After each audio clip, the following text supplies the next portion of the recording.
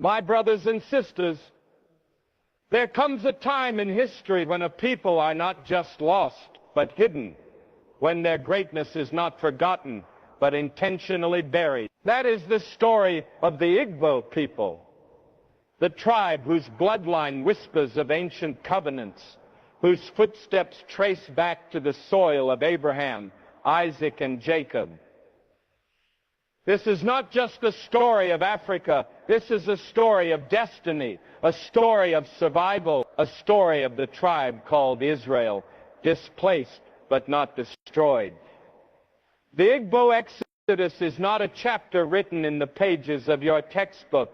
It is written in blood, in the cries of mothers torn from their children, in the drums that beat behind the silence of colonial lies. It is a spiritual trail of fire paved by a people who carried not just burdens but blessings, a people who didn't just survive the flood of slavery and war, but walked on its waters like the children of prophecy. The world looked away while the nations scattered, but Africa watched, and among the scattered, a flame still burned in the hearts of the Igbos, one that no ocean could drown, no empire could erase, and no chain could silence. They were exiled, but not erased, enslaved, but not stripped of spirit.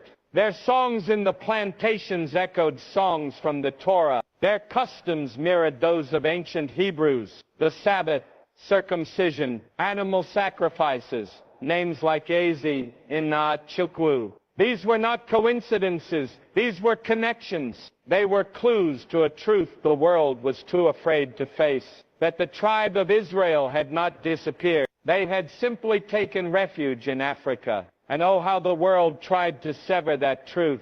Missionaries came not to discover, but to dismantle. Colonialists came not to civilize, but to scatter. Historians came not to reveal, but to rewrite. They erased, renamed, and silenced. But they could never kill what God had marked, because God does not forget His promises. He does not misplace His people. Even when the world forgets your name, He remembers your bloodline. Even when your identity is stolen, your destiny is still written in the heavens. The Igbo are not just a people. They are a prophecy, a sign that the tribe of Israel still walks this earth in brown skin, in African soil, with sacred fire in their hearts. You may be told you are Nigerian, but you are more. You may be taught you are African, but you are ancient. You may be branded as tribal, but you are chosen. Let no one tell you you are cursed when you come from a covenant. Let no one tell you you are lost when your journey is divine. Let no one bury your past when it is your bridge to a greater future. You are the story they were afraid to tell. You are the truth that empires tried to erase. You are the tribe they never expected to rise. And now, Africa is waking up. The sound of the shofar is echoing, not in Jerusalem alone, but in Igbo land, in Ghana, in Ethiopia, in the wilderness of the African spirit. The dry bones are rattling again, and God is calling His people not just to remember who they were, but to rise as who they are. To the young Igbo boy told to be silent, speak your truth. To the daughter of Zion, who hides her history, unveil your crown. To the elders who've preserved the old ways, teach again with fire. To the world who denied the connection, watch it rise in power. This is the Exodus you weren't taught in school. This is the testimony hidden in plain sight. This is the cry of Africa's displaced nation. But they are not victims. They are vessels. They are not abandoned. They are appointed. They are not lost. They are being led home. And when they rise, not just a people will rise, but a prophecy will be fulfilled. This is the beginning of Revelation. This is the awakening of a forgotten Israel. This is the return of the tribe that still walks with God on African soil. You may be displaced, but you are not forgotten. In a world that measures your worth by your geography, your passport, or your history books, it's easy to believe that being scattered means being lost. But that is a lie. The world has told for too long. Just because you were torn from your land does not mean you were torn from your purpose. Just because you were exiled does not mean you were erased. The truth is, God never loses track of His people. You may move through deserts, through colonization, through slavery, through forgotten villages and broken borders, but His eye follows, His hand covers, and His plan remains. The story of the Igbo people and countless others across Africa is not one of defeat. It is one of divine delay. The scattering of a people does not stop the move of God. Instead, it sets the stage for a revelation. What man calls exile, God calls planting. What the world calls displacement, heaven calls preparation. And the day is coming when what was hidden will be honored, what was oppressed will be lifted, and what was forgotten will be remembered with fire and glory. There is a powerful promise wrapped in your pain. Your bloodline carries something ancient, something holy. Though you've been mislabeled, mistreated, and misunderstood, none of it canceled your calling. You walk with the DNA of prophets, priests, and kings, and though empires tried to scatter you like dust in the wind, they forgot that seeds grow when buried. And you, my brother, my sister, you are beginning to bloom. The world may not see the journey. They may not know the prayers of your ancestors, the songs they sang in captivity, the tears they wept on foreign soil. But heaven heard. Heaven recorded every cry, every prayer, every act of faith in the darkness. And when God remembers a people, it is not a gentle thought. It is a roar that shakes nations and rewrites history. You are not forgotten, not by God, not by purpose, not by destiny. You were never just a tribe in Africa. You are part of a covenant that stretches across centuries. Your exile was not abandonment, it was alignment. It positioned you for such a time as this, because in the days to come, God is not raising the powerful of the earth.